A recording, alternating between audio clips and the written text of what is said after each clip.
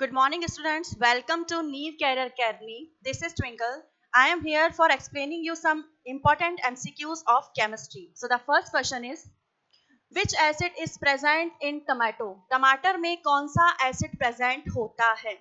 टमाटर जो एक नेचुरल सब्सटेंस है तो उसमें नेचुरल एसिड ही होना चाहिए. तो देखा जाएगा first option is citric acid, oxalic acid, lactic acid and HCl. HCl का पूरा नाम होता है हाइड्रोक्लोरिक एसिड.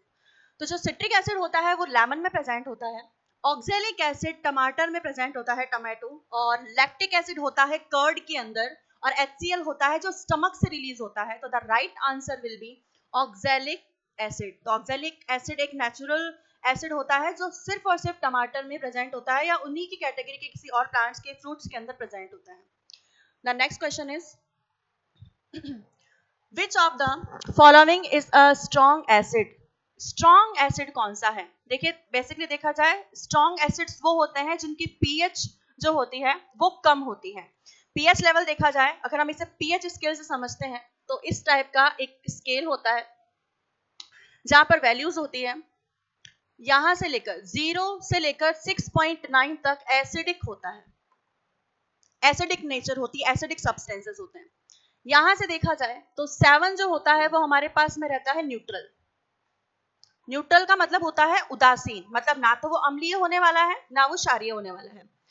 यहां से लेकर इस स्केल में होता है 7.1 से लगभग 14 तक. तो 7.1 से 14 तक जो पीएच देखी जाती है वो बेसिक लेवल की देखी जाती है. तो the first option HCl pH है उसकी 1 आंसर हो सकता है.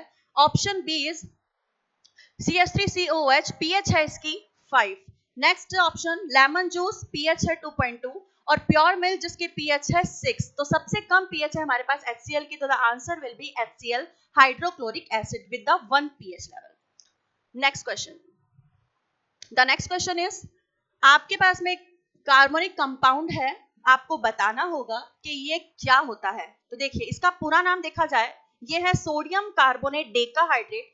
सोडियम कार्बोनेट डेकाहाइड्रेट जो होता है वो एक नेचुरल सॉल्ट होता है या फिर केमिकल बेसिस सॉल्ट होता है जो इंडस्ट्रियल बेसिस पर बनाया जाता है. इसका यूज घरेलू उत्पाद में वॉशिंग वगैरह के लिए किया जाता है. तो इसका केमिकल नेम होने वाला है सोडियम कार्बोनेट डेकाहाइड्रेट.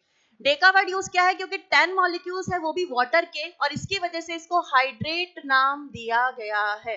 तो 10 जो है वो मॉलिक्यूल्स के नंबर है और इसका जो कॉमन नेम हो जाएगा जस्ट हो जाएगा सोडियम कार्बोनेट. तो द ऑप्शंस देखिए, बेकिंग सोडा, सेकंड है बेकिंग पाउडर, नेक्स्ट है वॉशिंग सोडा और नेक्स्ट है ब्लीचिंग पाउडर. तो इसका कॉमन नेम अभी बताया गया है सोडियम कार्बोनेट डेकाहाइड्रेट, और जो जस्ट कॉमन नेम हो जाएगा इसका वो जाएगा वॉशिंग सोडा. तो the right answer will be C washing soda.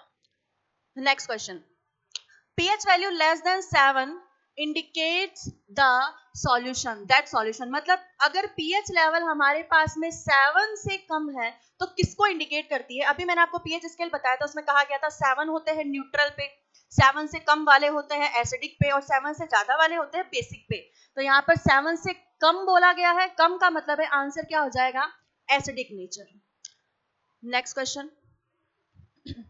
Which of the following is neutral salt? आपको पूछा गया है न्यूट्रल सॉल्ट कौन सा होता है. ऑप्शन ए है अमोनियम क्लोराइड, ऑप्शन बी है अमोनियम एसिटेट, नेक्स्ट हमारे पास में सोडियम एसिटेट और नेक्स्ट है सोडियम का कार्बोनेट. तो न्यूट्रल पूछा गया है. देखा जाए इसमें भी क्लोरीन की वजह से थोड़ा एसिडिक नेचर हो जाता है. इसके अंदर हमारे पास में अल्कोहल या कार्बोक्सिलिक की वजह से थोड़ा सा एसिडिक लेवल हमारे पास में बन सकता है, पर अमोनिया क्या करता है इसके एसिडिक लेवल को काफी हद तक कम कर देता है.